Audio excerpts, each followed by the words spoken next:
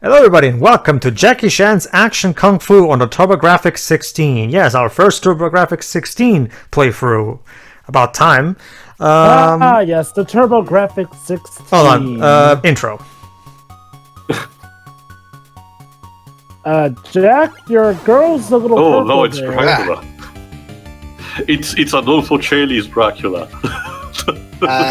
Pedro, we're Europeans, don't you mean the PC engine? Oh yeah, that's right. It was called PC Engine over here, wasn't it? And in Japan, yeah. Yeah. It's called- Much in like Japan with and the Europe, it's Sega called Mega, the PC engine. much like with the Sega Mega Drive, America felt it needed a I was, super cool name. I'm aware of its Japanese name. I wasn't aware it was called that over here because, to be perfectly honest with you, Dubs, I've never seen a PC Engine on sales over here. That's why Konami, they released the mini round here. Oh, I love this song. Okay, So yeah, everybody, what are we doing here? Jackie Chan's Action Kung Fu is a side-scrolling platforming game developed by Hudson Soft. Basically, everybody, much like EA got Shaquille O'Neal to be part of his fighting game for Star Power, this was kind of a similar thing. Like they made a side-scrolling Kung Fu game, and they thought, you know what? Why don't we try and get Jackie Chan's name and face on the game? That's more fitting for Jackie Chan. Was this before or after Konami bought Hudson Soft? Much before Wait. Dracula. Much before. This was back in '89. So this is Hudson Soft trying to strike it out on their own then, okay. Oh no, Tiger. Well, Hudson Soft Crouching Tiger! Well, Hudson Soft was actually being very successful back in the mid to late '80s, thanks to the Adventure Island franchise. Oh yes, absolutely. But yeah, I do. Yeah, this very looks very handsome because it reminds me of stuff like a Gambare Ninja Goemon or Punk. And the music is awesome. So, Bomberman is a bit more chibi in style, Dweebs. I was talking more about the other series because they actually do resemble it. a bit Yeah. more. The naming traditions continued with the release of that mini they released recently. Chelsea? It's called the Turbographic 60 Mini in America, the PC Engine Mini in Japan, and here in Europe it's called the PC Engine Core Graphics Mini. How specific. okay. So, but everybody, this game was made for both the NES and the the PC Engine. Okay, so you probably wonder, everybody, why? Most of you are probably familiar with the NES version, which is the one that was most played. I'm playing the PC Engine version because I actually prefer it. For one, Jackie Chan actually looks like Jackie Chan in this game, so that's a plus. Oh, Yes. come on. Yeah, I Welcome can tell it's Jackie Chan. Welcome to the special stage because, and I'm gonna show this at the end of the final part. I'm gonna show a bit of the NES version because I don't know what the hell happened with the NES version where Jackie Chan doesn't look anything like Jackie Chan, but whatever. I swear, NES ports seem to always have these caveats. You're like, yeah, they were the widespread known versions of games, but they always had some weird stuff going on with them. A lot of people forget that the PC Engine was actually the first 16-bit console. That's why the American release of it was called TurboGrafx 16. And as you can see, yeah, graphically this is a big improvement over what you see in the NES version. And That's because the NES was an 8-bit console. Very good, Joe, but that's exactly what I was saying. Yes, Thanks. PC Engine is Double 16-bit. the beats, so double refreshment. So yeah, as you can see, the music's one interesting thing about the music is that the music, while technically better sounding than the original, it still has that distinct chiptune feel that the NES soundtrack has. So I actually think it's a really cool balance because one of the best things about this game is the soundtrack. So I actually find it cool that they managed to still keep the chiptune. Because I grew up playing the NES version, I only played this version later. Basically, I feel like this is what the Sega Genesis would sound like if it were replicated on the NES. That's Okay. So yeah, the story of this game. Believe it or not, Tail, that's not Jackie Chan's girlfriend. It's his sister, according to the manual. This random. I don't have much experience with Jackie Chan movies, but if I recall correctly, most of the stuff he was involved with was instead, protecting his family and stuff. Yeah. So So basically, his sister got kidnapped by whoever the hell that is. and Jackie has to save her. And he has this master guy, and he has this old bearded master guy that also takes him into special stages. And that's basically it. And we're fighting tigers as well. Tigers. It's abundantly clear that this was an attempt to make a good old-fashioned martial arts side-scrolling platforming game, and they figured, let's get Jackie Chan involved. Star power. And to give a more comedic edge to it. Yeah, sure. Another thing that this game has over the NES version is that you even have voice clips by Jackie. I don't know if they actually got him to record anything for the game. I don't wonder if they actually. Oh Jesus Christ! If they actually used the song clips from one of his movies. Probably. But yeah, the Turbographic 16 or PC Engine, I mostly know for the fact that of all companies that worked on it, Namco actually was very supportive of it, because not only it developed a bunch of its new IPs were more prominent on this, particularly Splatterhouse, Bravo Man, and Wonder Momo. Oh no, not just that too. Neon Falcon in particular was very, very supportive of it. They released the first 4 Ys games, and at the time, on the PC Engine CD add-on. Yeah, for those who don't remember, everybody, believe it or not, the Sega CD, believe it or not, for some people who may not know. Yeah, whenever this game doesn't actually have lives. Instead, it has continues. So you press start, and there you go. Now you get to use one of the continues you have available. You only have 5 continues. Lose all 5 of them, and it's back to the beginning of the game. However, to be fair, the game does have a level select code. So here's what I do, because this game is hard as balls. Try my best to complete each stage under 5 continues, and whenever I end up to reaching the next stage, I just reset the game and use the level select code and continue from the level I just got to. Although it's interesting, the PC Engine is where the E series got its start, apparently.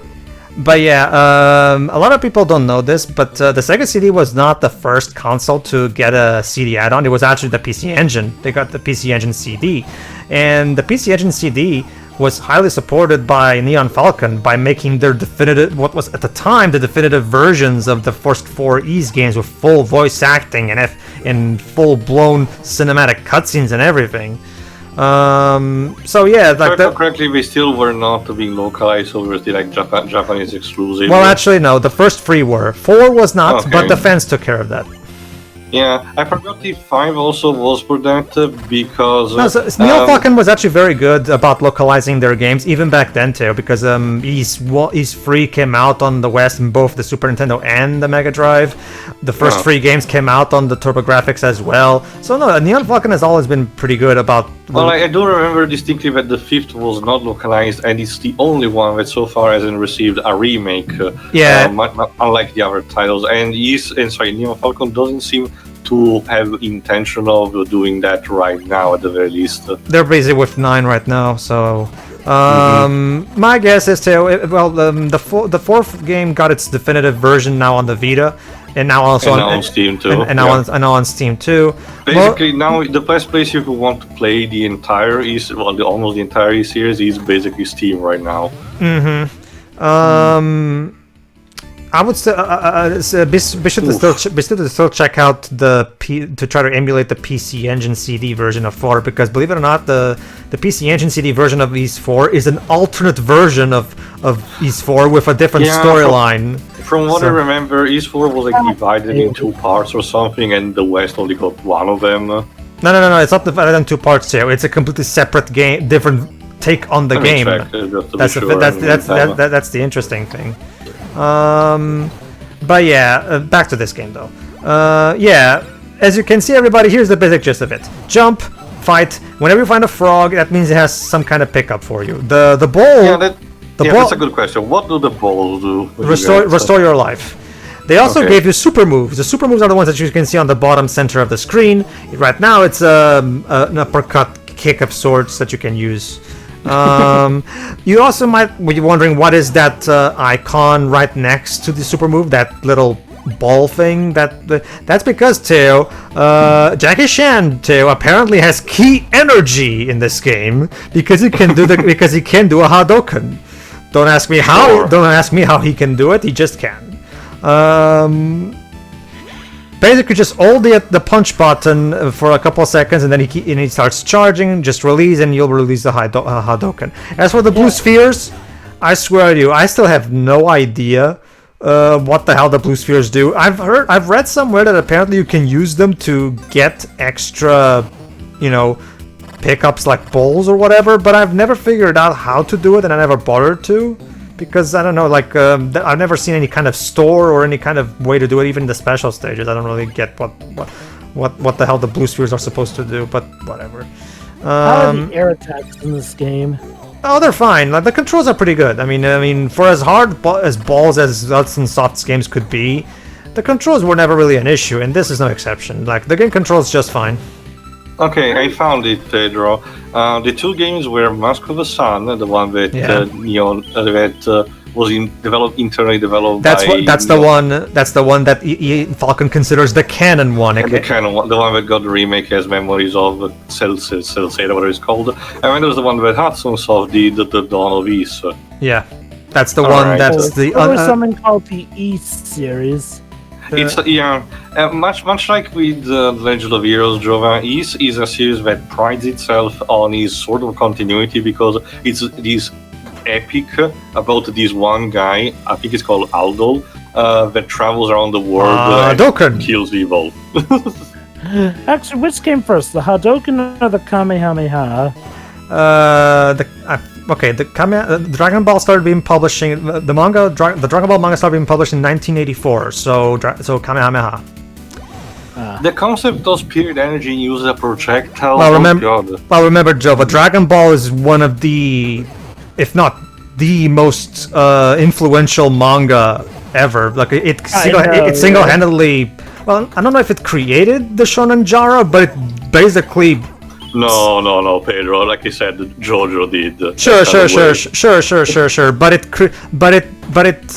But it was a huge influence on the shonen genre in general. It was also the one of the first that the West got to know in some capacity, at least America. I mean, Dragon Ball Z was one of the five. You can find Dragon Ball influences in so much Japanese media. It's crazy. Like you yourself said, Joe, but the Hadouken is clearly an homage to the Kamehameha. Even Spirited Away has a move that Baba does, where he does the exact same move, the exact same motion of hands as the Kamehameha. Even Miyazaki himself was to an extent influenced. That shows you how important Dragon Ball was to Japanese culture. Yeah. But taking a cue from Dragon Ball, because Street Fighter wasn't a thing in 1989 yet. When did the first Street Fighter come out again? Forgot, actually. I'm not that familiar with the first game as most people. Did the Hadouken premiere in that game? If I recall correctly, no. I did actually try it because it was one of those Capcom collections that I actually got to try. Yeah, the 40th anniversary collection. It was 1987. There you go. Okay then. But no, there you go. It actually is present, but it takes the humongous chunk of damage from your opponent itself, but regardless. Maybe that's what you deserve a prize for the effort of pulling it off, because unlike in later games, it actually is harder to input the combo. I will give it this. Even if you continue, the game does allow you to continue from the section of the level you were in, so it's not like you have to start the level all the way from the beginning. But again, I also like the game over screen for this game. I have to give this game credit. It was ahead of its time in regards to how it handled quote-unquote game overs and lives or the lack of lives. That's the thing, Joe. I still think, okay, I get it. You want to make the game hard because you're Hudson Soft. I get it. But couldn't you, aside from the continues, couldn't you give us at the very least 3 extra lives? Just to make things a bit easier? I know, right? That's Hudson for you. If ever they wanted to make things easy, that was only because they had hello, Buddha. What are you doing here? Sure. Basically, okay. From what I can get from the story, the guy wants to kill us so he can keep our sister to ourselves, to himself. Sorry. Basically just jump on his hands, and this boss is incredibly easy on the Turbographic 16 version. On the NES version, I'm gonna be showing it. In the NES version, you have to try your best to only jump on the ends when the hands are in that position.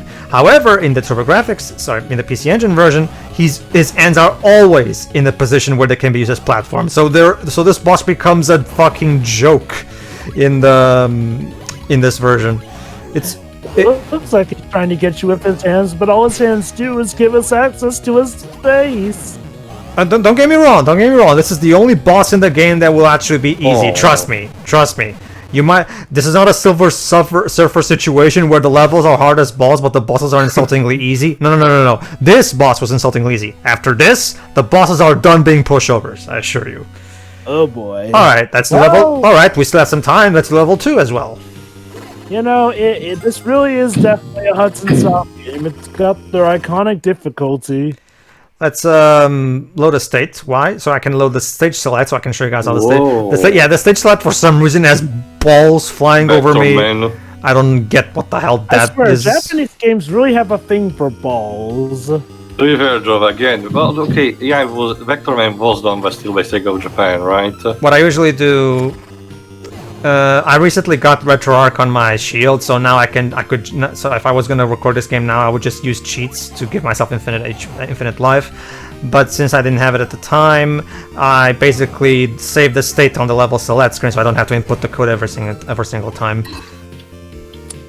I mean, trust me, like that level select code is your best friend, because the idea of doing this entire game with just 5 continues is like I was actually able to do it back in the day, but now I no longer have the twitch reflexes Ken?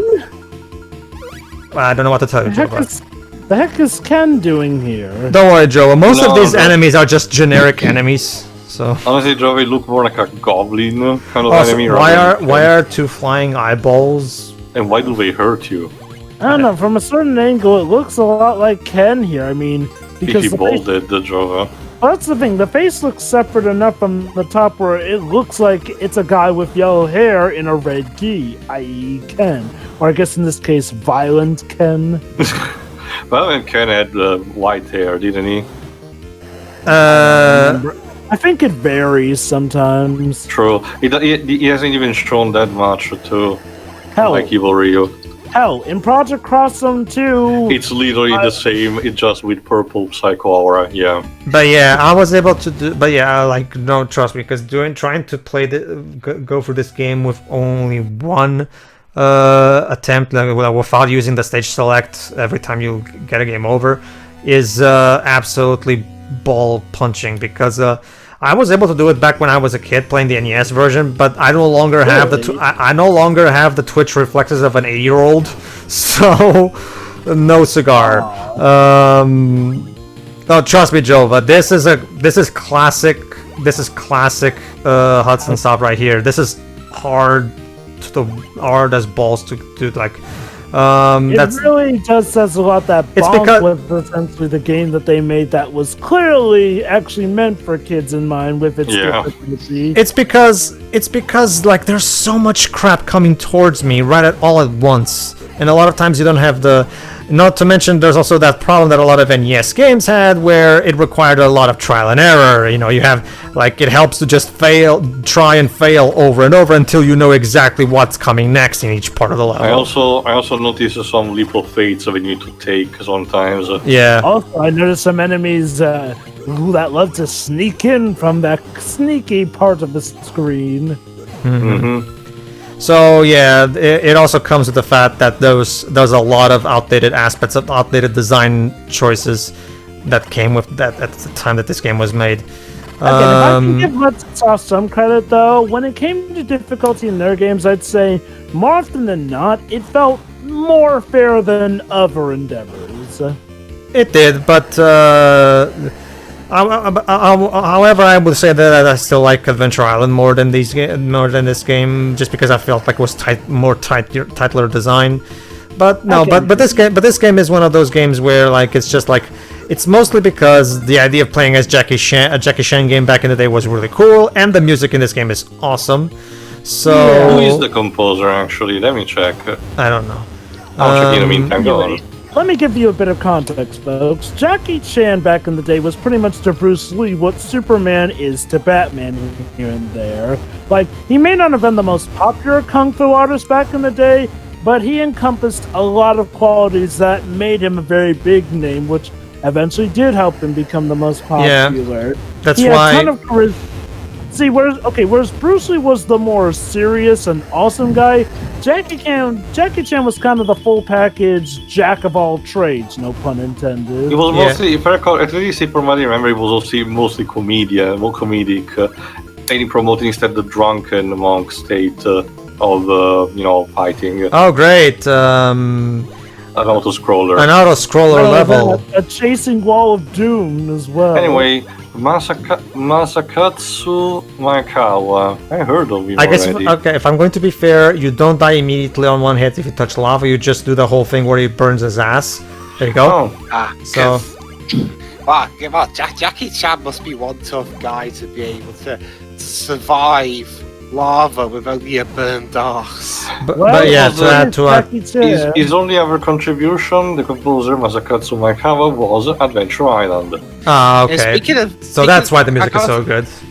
Well, I have to be honest. I have seen some Jackie Chan stuff, but the only film of his that comes to mind that I've seen is Around the World in 80 Days. And I argue it's not even that great for me, at least. Sure, the moment sure. I thought you were going to say. Oh, the great! spine A nice forward. section. You know what that The boss means? idea. Slippery life. Okay, Dwebs, for a moment I thought you were going to say the spy next door. Basically, that was when Hollywood thought, hey, you know what? Let's team up Jackie Chan with Billy Ray Cyrus and have Jackie Chan doing that typical thing of where, oh, this awesome guy has to play babysitter to a bunch of kids who may be the end of him. All Was right. it because it worked with Chris Rock, so it could work with anybody?